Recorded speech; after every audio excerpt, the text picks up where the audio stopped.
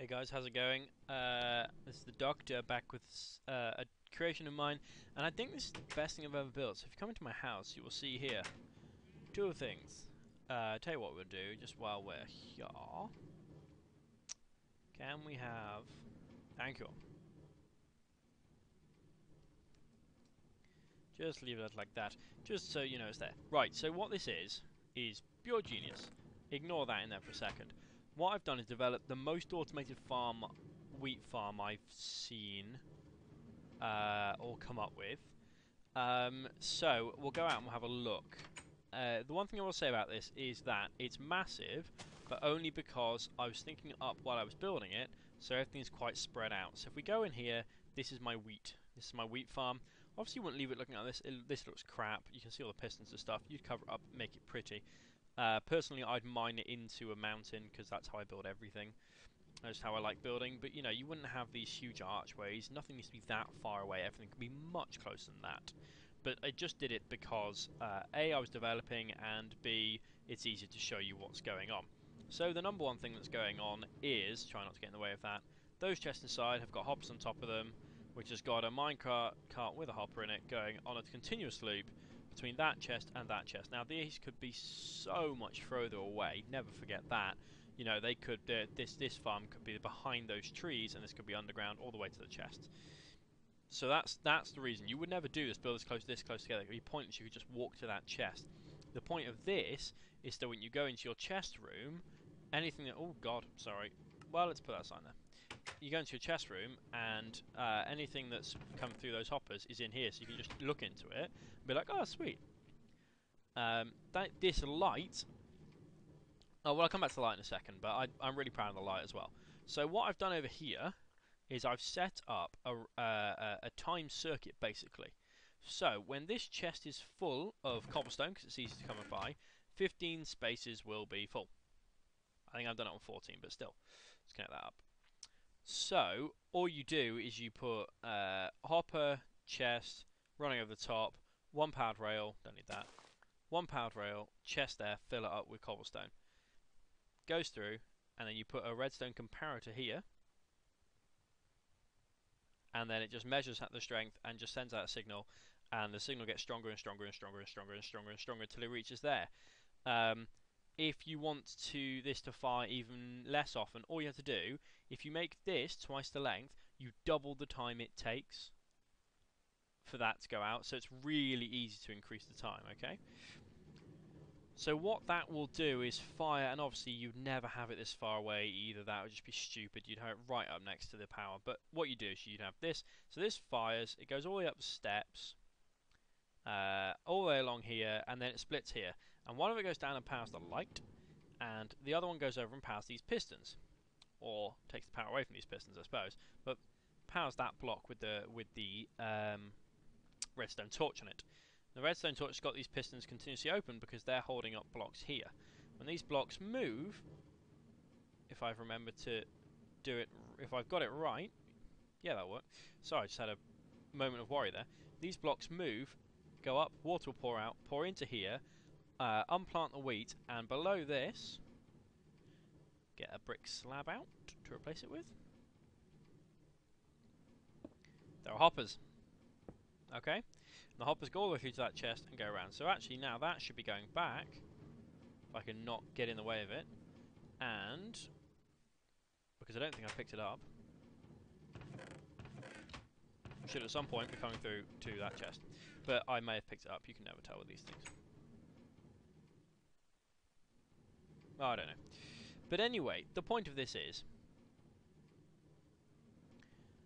this goes around over a certain... Because basically you need time for the wheat to grow, so there's no point doing it over one day, which would be easy with a light detector. Because it takes longer than that for wheat to grow. So what you need to do is have it far, far longer. So you use this, and this takes a lot longer than one day. When that fires, these pistons will come up, the wheat will go in there, go into the hoppers will file into that chest there, need to get out of the way of that or it'll stop going, will fire into that chest, which then gets taken over there. So, instead of messing around, just do not that, because that will not work. I will do that. Now, see, we got the water pouring down here, into there. Just then goes into the hoppers, and if it's connected up properly, all the wheat and seeds should be going to here, which they are, you can see. And then if I go over here into my room, open that up. Oh, hello. See, they're coming to here. How good's that? And then the whole point of it is this light comes on. I look at it, it says wheat, so the wheat has fired. So then I go out and I can go across to my farm, and all I have to do is take all of the stuff out of there and put it all back in there. Alright? And that's easy to do. You know, it's a matter of seconds to do. And that resets the circuit, okay? Or, the other option is to have, you could easily do this, a switch which decides which one the output's from, and then just reverse it. But I haven't done that on this. So yeah, the idea is that this now tells you that it's gone. So you don't have to watch this. All you have to do is be like, oh, I'm just wandering around collecting sunflowers, and then you're like, oh, I'm just going to go back and check one of my other chests that's totally not related to the wheat, go in, oh, the light's on. That means I've got wheat coming in. How cool is that? Okay, well, I better go and reset my wheat farm. So then you go out, and then when you go over here and you turn off the power, which you will not like that, that's just stupid. Turn off the power, the water stops, and you can walk up to here and replant, because you can reach. Right? But not only that, when you turn the power off, the light resets, the light goes off. So that's my design for a farm. The best ways to improve this design, I think, would be by putting this right next to the entrance to your farm. So you can go up and be like, alright, that one to there. And to be honest, you can do that. You don't have to have them so far apart. You could have one chest there, one chest there. Just have two different types of chest. Have like a, every one chest there, one chest there. And then you can just stand here and move them, and you wouldn't have to go that far. And you could just put the seeds in, and then go, kind of thing. So that would be the best way to improve it. Have everything really close together. You could do this. Also, I had a look at the top. This system here. So you can do this around and out, around and out, around and out, around and out. If you have a big enough room, you could do a separate farm for potatoes, you could do wheat, you could do netherwort, you could do carrots, you could do melons, you just do it with a piston instead of water, you could do, you know, so everything, pumpkins, everything you could do this with, have it automatically being brought back to your room. And then add in the cane farm that I've got, one of my videos as well. Check that out, guys, because that is absolutely amazing. It fires every day. Add that in, and you have a fully automated farm to the point where you only have to go to your farms to replant because you still can't get past that on the game. And you never have to go there for your pumpkins or your melons or your cane. And then, you know, and every time you go in, you're like, and one of the things that really happens on pretty much everyone's game is that when they play, they don't remember to go and harvest their wheat, and you know, and then they're like, oh, I need some. And oh, I haven't got enough because I need to trade with a villager or whatever. But this just can continuously do it, and it keeps you reminded of doing it. So that is the design, guys. I think it's the best automated farm I've built so far. Obviously, you bring everything close together, ignore the size. That's so easy to compact. But if you just had like these, you could have these anywhere because the minecarts could be as long as you want. So you could build them nowhere near each other if you didn't want to. And then if you really wanted to be cheeky about it, you can have minecarts going here and then minecarts going off the other way.